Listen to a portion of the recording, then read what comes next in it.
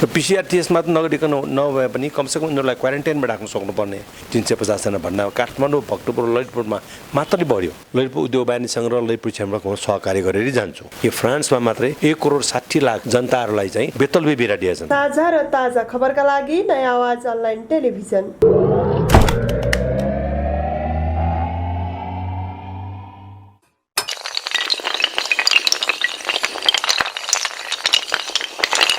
www.nayaawaz.com। तपाईहरू हेर्दै हुनुहुन्छ नयाँ आवाज अनलाइन टिभी।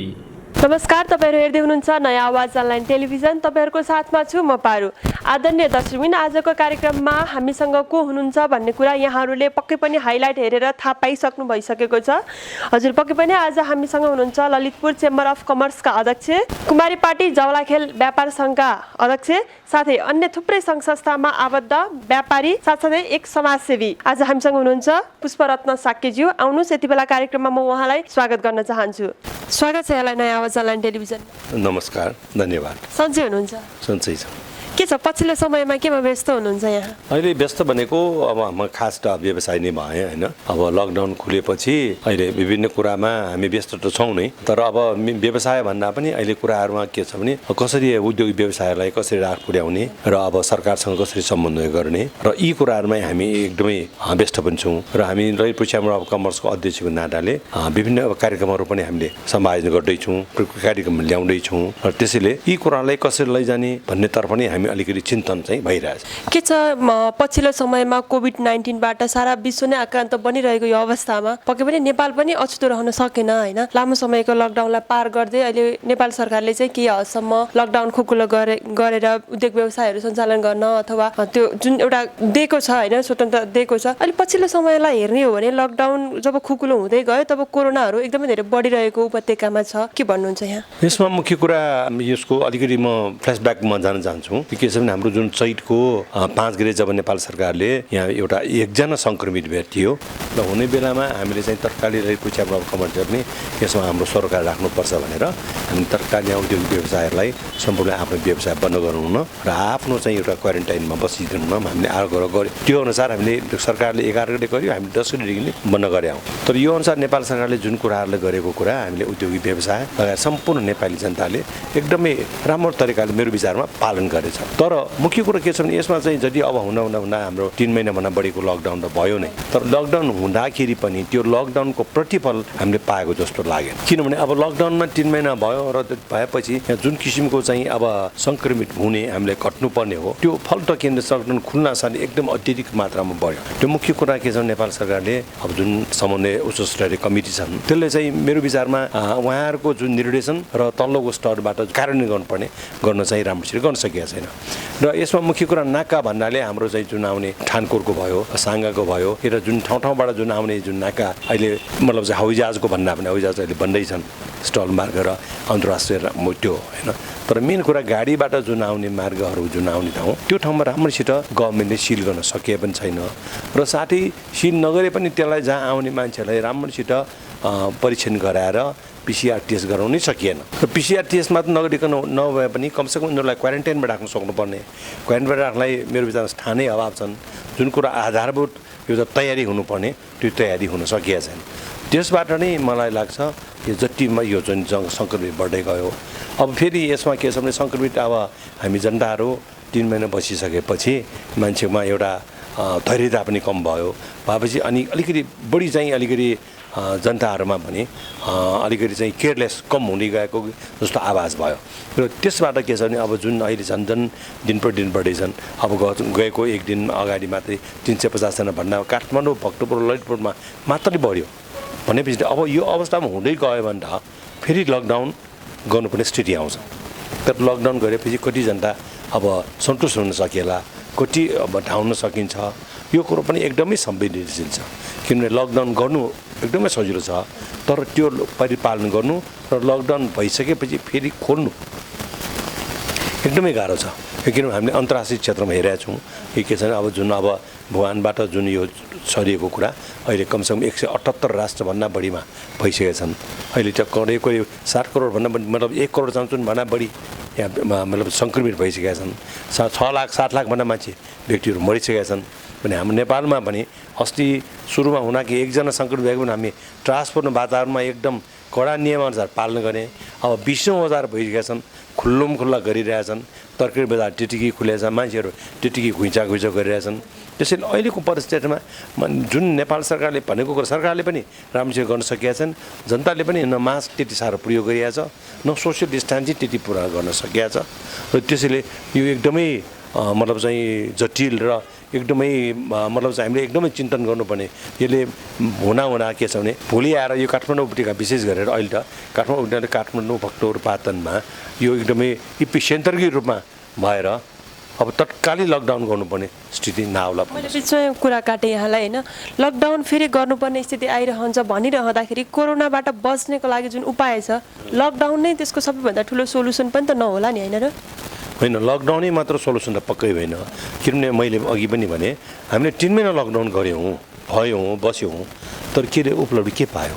त्यसैले मुख्य कुरा लकडाउन त गर्नुपर्छ। लकडाउनसँगै नेपाल सरकारले पनि एकदम कडेका साथ काम गर्नु पर्यो। जुन कुरा यहाँ विभिन्न जिल्लाबाट आउने मान्छेहरूलाई रोकियो, तर यति रोकेर कति मान्छे चाहिँ काम नपाएर धेरै काम चाहिँ काठमाडौँ भक्तपुर पाटनमा आएर काम गर्न आउँछन्। उनीहरू त्यही गाउँमै बस्नु पर्यो होइन।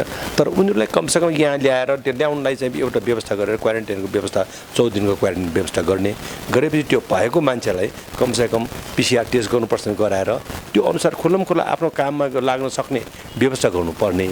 त्यसबाट मान्छेहरू नरेस्ता पनि भयो र जुन काममा मतलब यसले गर्दाखेरि बेरोजगार पनि बढ्दै गयो र मान्छेले त्यसैले यसबाट धेरै प्राय मान्छेहरू मतलब चाहिँ सरकारप्रति सन्तुष्टि हुन सकेका छैन।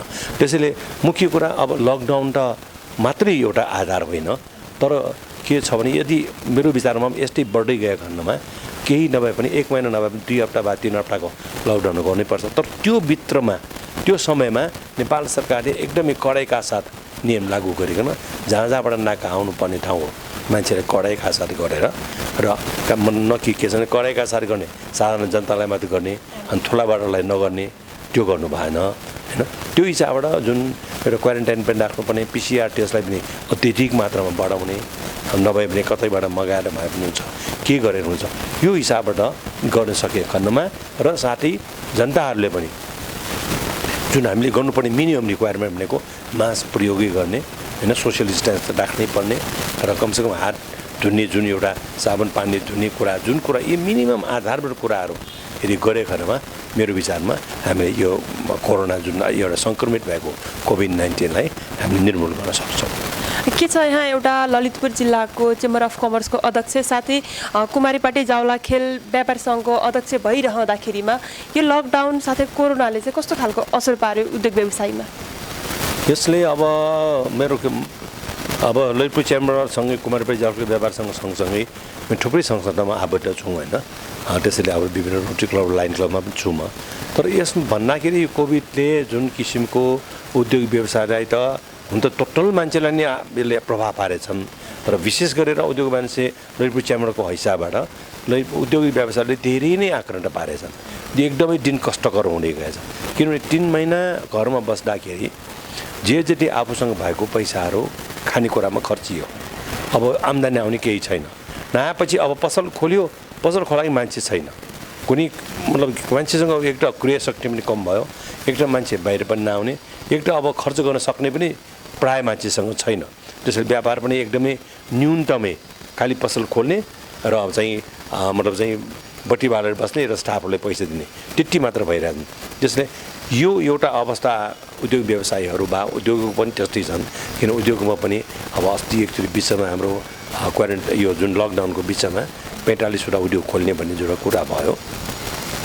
त्यो खोल्ने बेलामा पनि उद्योग मात्र खोल्ने कुरा गर्यो, तर पसल खोलिएन।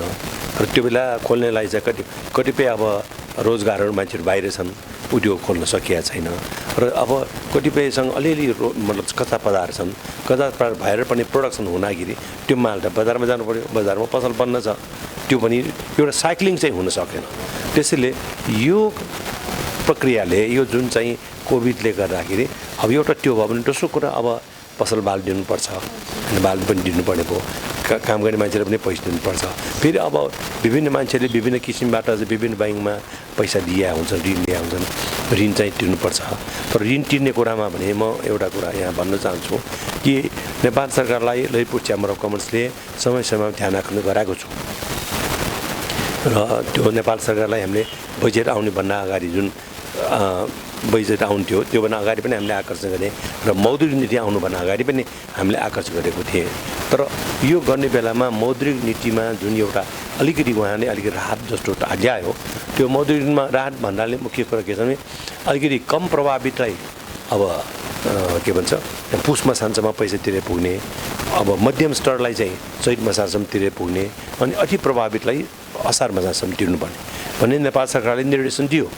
तर ब्याङ्कहरूले मानिएको छैन ब्याङ्कहरूले के भन्छ भने हामी किन मान्छौँ र त्यो तपाईँको त्यो प्रभावित छ भने तपाईँले प्रमाणपत्र ल्याऊ सिफारिस ल्याऊ भन्छ कहाँबाट ल्याउने हामीले त्यो सिफारिस प्रभावित छन् सिफारिस दिने को यसले त्यो यो किसिमको नेपाल सरकारले नियम ल्याउने र कार्यान्वयनमा मतलब चाहिँ गाह्रो हुने यो सहयोग गर्नु भएन त्यसै यसले गर्दाखेरि औद्योगिक व्यवसायहरूलाई दिन प्रतिदिन यो कष्टकरै हुने गएको छन् र त्यसैले यसमा मेरो विचारमा नेपाल सरकारले हामीले बेला बखतमा भनेछौँ प्याकेजहरू ल्याउनुपर्छ त्यसबाट अलिकति भए पनि कमसेकम आर्थिक चलायमान गर्न सकिन्छ अनि तरलता भएपछि अलिकति भए पनि मान्छेलाई राहतको अनुभूति हुन्छ भनेर मलाई लाग्छ के छ यो ललितपुर चेम्बर अफ कमर्स छ जुन यहाँहरूले चाहिँ कस्ता खालका अथवा ठुला साना व्यवसायहरू हुन्छन् होइन कस्ता कस्ता व्यवसायलाई चाहिँ आफ्नो चेम्बर अफ कमर्सभित्र चाहिँ समावेश गर्नुभएको छ हामीले यो वास्तवमा तपाईँको ललितपुर चेम्बर अफ कमर्स भनेपछि हामी नेपाल चेम्बर अफ कमर्स अन्तर्गत पर्छौँ होइन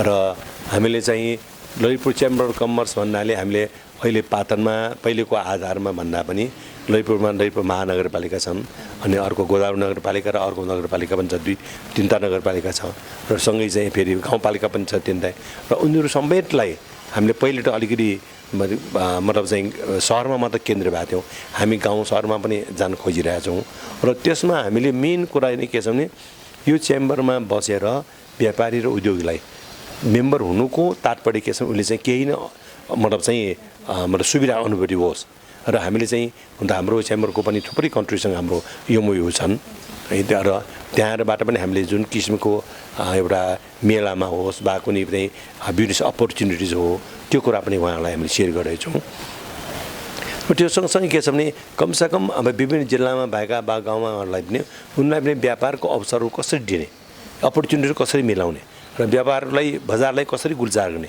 त्योतर्फ हामी उन्मुख भइरहेछौँ र त्यसैले हामीले सदस्य शुल्क पनि एकदम न्यूनतम 600 रुपियाँ मात्र लिइरहेछौँ हैन र त्यो आधारमा एकदम सदस्यहरू हाम्रो बढी भइसकेका छन् हाम्रो अहिले 400 भन्दा बढी सदस्य छन् र अझ बढाउँदैछौँ किनभने हाम्रो ललितपुर च्याम्बर खोलेको धेरै भए छैन 1 वर्ष नजुन मात्र छन् तर पनि हामीले धेरै कुराहरू गर्न लागेका छौँ र हामीले मैले भने अघि विभिन्न कन्ट्रिजको यो भइसकेका छन् र अहिले तत्काल हामीले मेम्बरहरूलाई कमसेकम यहाँ अब ललितपुरमा भएको नाताले विभिन्न हस्पिटल जस्तै मेडिसिन हस्पिटल भयो त्यस्तै विभिन्न नर्भिक हस्पिटल र अरू विभिन्न हस्पिटलसँग हामी एउटा एमओयू गरेर यहाँ मेम्बर भएका मान्छेहरूले त्यहाँबाट सुविधा पाओस् कमसेकम स्वास्थ्य भनेको एकदम जटिल कुरा महत्त्वपूर्ण कुरा हो त्यसले पनि सुविधा दिन सकोस् र हामीले सम्पूर्ण उद्योगिक व्यापारीहरूलाई कमसेकम हामीले एउटा हेल्थ इन्सुरेन्स पनि गर्न खोजिरहेछौँ क्षेत्रको अथवा भूभागको हिसाबले हेर्ने हो भने ललितपुर जिल्ला एकदमै ठुलो छ होइन अहिले यो हामी जसरी अहिले यहाँ कुमारीपाटीमा बसिरहँदाखेरिमा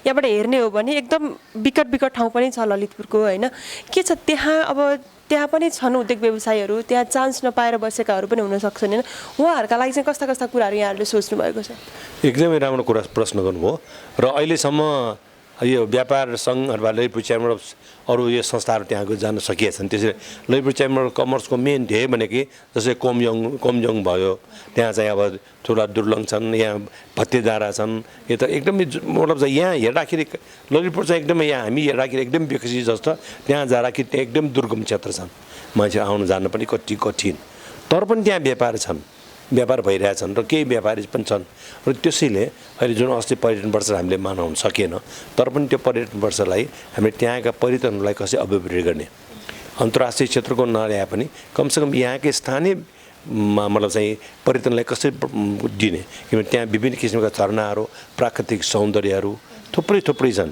त्यस्तै होमस्टेको व्यवस्था गराउने, त्यो तर्फ हामीले चाहिँ त्यहाँका व्यवसायहरूलाई त्यहाँका गाउँपालिकाका अध्यक्षहरूसँग सल्लाह गरेर हामीले त्यो किसिमको एउटा चाहिँ प्रमोसनल काम गर्दैछौँ र उहाँहरूलाई चाहिने खण्डमा अब कसैको अब पुँजीको लागत कम हुन्छन्, त्यस्तोलाई हामीले ब्याङ्कबाट भनेर ब्याङ्कलाई पनि हामीले प्रोत्साहन दिएर पुँजीको लगानी गराउने र त्यो ठाउँकोलाई कसरी हराभरा गराउने, जसबाट के छ भने त्यहाँका कुनै व्यापार गर्न इच्छुक भएको व्यवसायहरू पनि कमसेकम त्यसलाई निराश नहोस् र केही ललितपुर च्याम्बरले यसलाई चाहिँ सहयोग गर्न सकौँ। किनभने ललितपुर च्याम्बर चाहिँ एउटा समन्वयकर्ता भयो, मतलब ब्याङ्कले दिने भयो, विभिन्न ब्याङ्क हामी एउटा जमानी बसेर त्यो गर्न पाए खण्डमा त्यहाँको स्थानीय व्यापार पनि बढ्ने भयो र त्यहाँको पर्यटन व्यवसाय पनि राम्रो हुने भयो होइन। र यो अभिवृद्धिमा समग्र रूपमा कृषि क्षेत्रलाई पनि हामीले अभिवृद्धि गराउन सकिन्छ।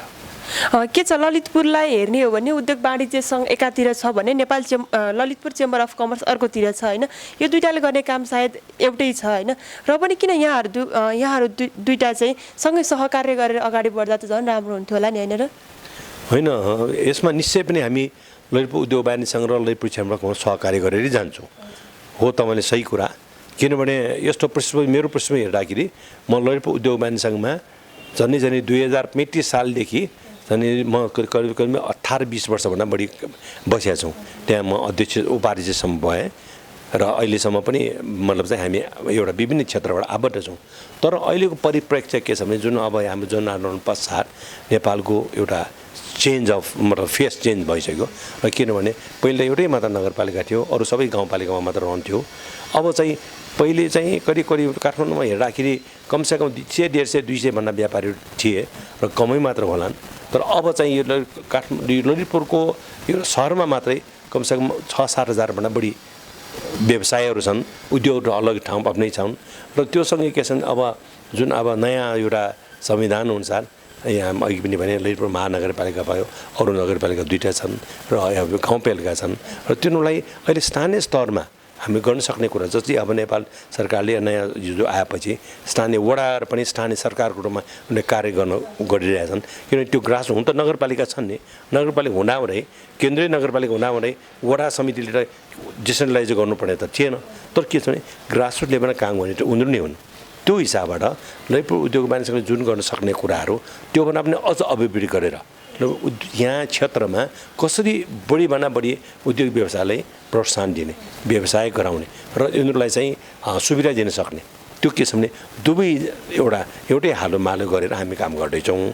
र ललितपुर च्याम्बर अफ कमर्सले चाहिँ अघि चाहिँ अझ अलिकति एउटा जागरुक भएर हामी काम गर्दैछौँ। त्यसैले हाम्रो त्यसको मतलब के छ, हामीले उद्योगमा चाहिँ हाम्रो केही वैमनस्यता छैन, हामी सँगै छौँ र हाम्रो उद्देश्य एउटै हो।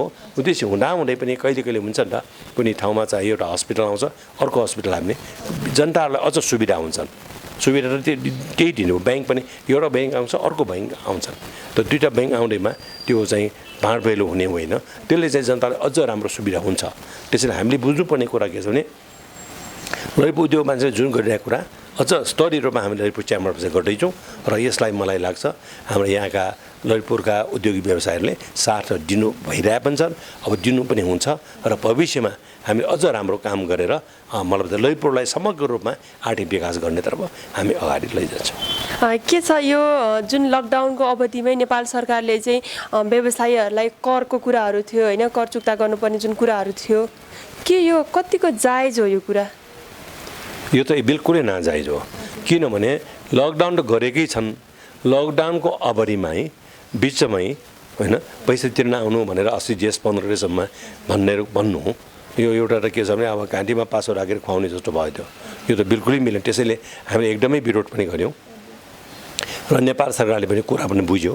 तर मेरो विचारमा नेपाल सरकारले जुन कुनै पनि नीति नियम ल्याउँदाखेरि कमसेकम जनताको मर्म र व्यावहारिकता र के गर्नुहुन्छ त्यो कुरा बुझेर ल्याउनुपर्छ। त्यसरी मलाई ल्याउने बेलामा फेरि निकाल्नु हुने, फेरि चाहिँ आफै ब्याकवार हुने किसिमबाट ल्याउनु हुँदैन। त्यसैले त्यो उसले ल्याएदा पनि हामी तिर्नु पनि सक्दैनौँ भनेर भनेपछि उहाँले चाहिँ टाइम बढाउनु भयो होइन। तर यो मात्र होइन, यस्तै कुराहरू अस्ति पनि एकचोटि बिचमा हाम्रो सुरुको लकडाउनमा अब चैतको लास्ट मसानसम्म पैसा तिरे ब्याङ्कले चाहिँ 2% छुट दिने भन्ने कुरा पनि ल्यायो। अब जुन बेला लकडाउनै छन्, पैसा तिर्न सक्ने स्थिति कसरी जाने? अब बाहिर गयो भने 5 दिन खोज्छ, ब्याङ्कमा तिर्न जानु भने जाने दिँदैन। अब यो हिसाबबाट अब हुनै नसक्ने कुरालाई लिएर मान्छेले जनतालाई प्रलोभन देखाउने अनि काम नहुने भयो यस्तो किसिमको ल्याउनु भएन त्यसैले कि लकडाउन खोल्नु पर्यो लकडाउन खोल्ने स्टेट भएन त्यसैले नेपाल सरकारले बेला बखतमा यस्ता कुराहरू जुन कुरा एउटा अलि आफै हास्यास्पद एउटा रिडिकुलस टाइपको ल्याउँछन् त्यसैले अबदेखि पनि अब ल्याउँदाखेरि कमसेकम यो जुन अहिले हुन त अस्ति चाहिँ हाम्रो अर्थमन्त्रीज्यूले जुन बजेट भाषण ल्याउनु हो त्यसमा केही हदमा हामीले जुन माग गरेको कुरा केही हदमा पुरा भए तर पनि उहाँले वास्तवमा आर्थिक प्याकेज केही ल्याउन सक्नु भएन किनभने उहाँले भन्नुभएछ यसपालि चाहिँ हाम्रो पहिले चाहिँ मतलब वार्षिक चाहिँ आर्थिक वृद्धि दर 4% थियो घट्दा गरेर 2% भइसकेका छन् अब 7% हुन्छ भन्छ 7% कुनैमा पनि हुन सक्दैन किनभने विश्व ब्याङ्कले नि हाम्रो अन्तर्राष्ट्रिय क्षेत्रको मतलब चाहिँ आर्थिक वृद्धि 3%बाट बढी हुँदैन भनिरहेछन् त्यो हिसाबले नेपालले 7% गर्नै सक्दैन